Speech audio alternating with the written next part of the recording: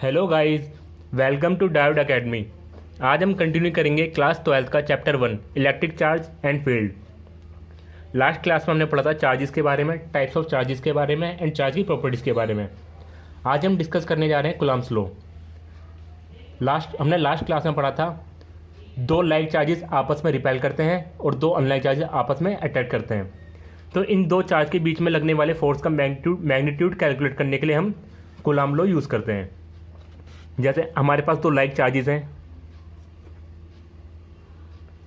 Q1 and Q2। Q2 force लाया Q1 में इस डायरेक्शन पे एंड Q1 फोर्स लाया Q2 पे इस डायरेक्शन पे। इनके बीच का डिस्टेंस है R। कूलम्ब कहते हैं F is directly proportional to multiplication of charges Q1 and Q2। Means जब ये चार्ज हमारे बड़े होंगे तो हमारा फोर्स भी बढ़ेगा, ये चार्ज हमारे कम होंगे तो हमारा फोर्स भी कम होगा। सेकंड स्टेटमेंट है F is inversely proportional to R square. Means ये हमारा इन्वर्स स्क्वायर लॉ फॉलो करता है। जो हमारा डिस्टेंस होगा फोर्स हमारा उसके स्क्वायर के बराबर होगा। अब इनको कंबाइन करेंगे F Q1 Q2 by R square. अब इस प्रोपोर्शनलिटी के साइन को हटाकर हम यहाँ पे यूज़ करेंगे constant F equal to K Q1 Q2 upon R square. यहाँ पे K हमारा है electrostatic constant, electrostatic constant.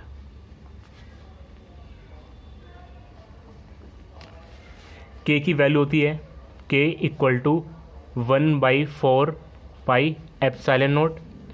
Numerical value होती है इसकी 9 इंटू 10⁹ न्यूटन मीटर स्क्वायर पर coulomb square.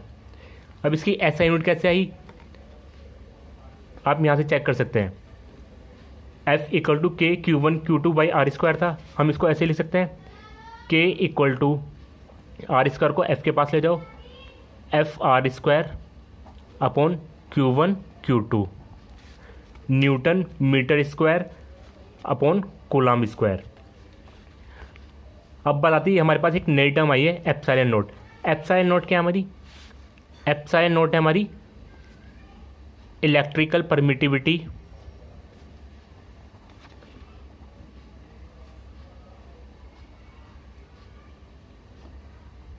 Of free space,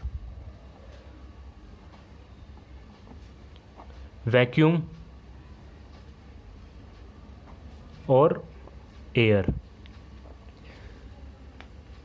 epsilon not है हमारी electrical permittivity of free space, vacuum और एयर स्पेस। मीन्स जैसे इसका नाम डिफाइन करता है परमिटिविटी, ये फोर्स को परमिट करती है कि वो कितना फोर्स लगे ना या ना लगे।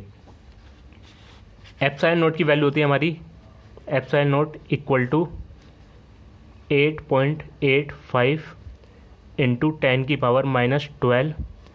ऐसा यूनिट होती है इसकी coulomb square upon newton metre square. Guys अब हम पढ़ेंगे Coulomb's law in vector form. अभी हमने दो चार्ज के बीच में लगने वाला फोर्स का मैग्नीट्यूड कैलकुलेट किया था, charge Q1 and charge Q2। इनके बीच का डिस्टेंस है R। अब हम उस फोर्स की डायरेक्शन देखेंगे। Q1 चार्ज पे फोर्स लगाया Q2 चार्ज, तो उस फोर्स की डायरेक्शन ये होगी जी दोनों लाइक चार्जेस हैं। उस फोर्स को हम नाम देंगे force F12। Force on charge 1 due to Q2 पर फोर्स लगाया चार्ज Q1, उसकी डायरेक्शन होगी ये। उस फोर्स का नाम देंगे हम F21। Force on charge 2 due to 1। अब हमें पता है किसी क्वांटिटी के मैग्नीट्यूड को अगर हम उसके यूनिट वेक्टर से मल्टीप्लाई करते हैं तो वो वेक्टर फॉर्म में बन जाता है। तो क्या होगा हमारा F12 इक्वल टू F21। हमें यहाँ से क्या पता चला, जो हमारा फोर्स है Q1 और Q2 पे है उसका मैग्नीट्यूड तो सेम है बट उसकी डायरेक्शन अपोजिट है, तो हम क्या कर देंगे मैग्नीट्यूड मॉड्यूलस ऑफ F21। अब इसको वेक्टर फॉर्म में कन्वर्ट करने के लिए हम क्या करेंगे, force F12 equal to K Q1 Q2 by R square multiply करेंगे उसके यूनिट वेक्टर से, आर कैप से। यूनिट वेक्टर क्या होता है हमारा, R cap equal to R vector upon modulus of R, मतलब मैग्नीट्यूड ऑफ आर। अब यूनिट वेक्टर की पोजीशन फाइंड करने के लिए पहले हम करेंगे, यूनिट वेक्टर कैसे निकालते हैं हम, ये चार्ज हमारा Q1 है, ये चार्ज हमारा Q2 है। पोजीशन वेक्टर हमारा होता है position of charge Q1 with respect to origin, position of charge Q2 with respect to origin. तो ओरिजिन से Q1 चार्ज की डिस्टेंस है हमारी R1 एंड ओरिजिन से Q2 चार्ज की डिस्टेंस है हमारी R2। इनके बीच का जो डिस्टेंस होगा उसे बोलते हैं हम डिस्प्लेसमेंट वेक्टर। ये होगा जब हम Q2 से Q1 पर जाएंगे तो ये डिस्प्लेसमेंट वेक्टर होगा हमारा R21 एंड Q1 से Q2 पर जाएंगे तो ये डिस्प्लेसमेंट वेक्टर होगा हमारा R12 वेक्टर। अब ये R21 एंड R12 कैसे कैलकुलेट करेंगे, R12 वेक्टर इक्वल टू, ये हमारा इनिशियल पॉइंट है 1 एंड 2 है हमारा फाइनल पॉइंट, तो क्या हो जाएगा R2 माइनस R1। सेम ऐसे करेंगे R21 वेक्टर निकालने के लिए, vector R1 minus vector R2। अब यहाँ पे हमारे जो ये R12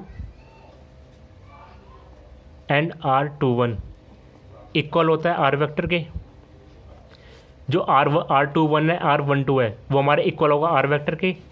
तो हम इसको फाइंड करेंगे, F12 equal to K Q1 Q2 by R square multiply by unit vector.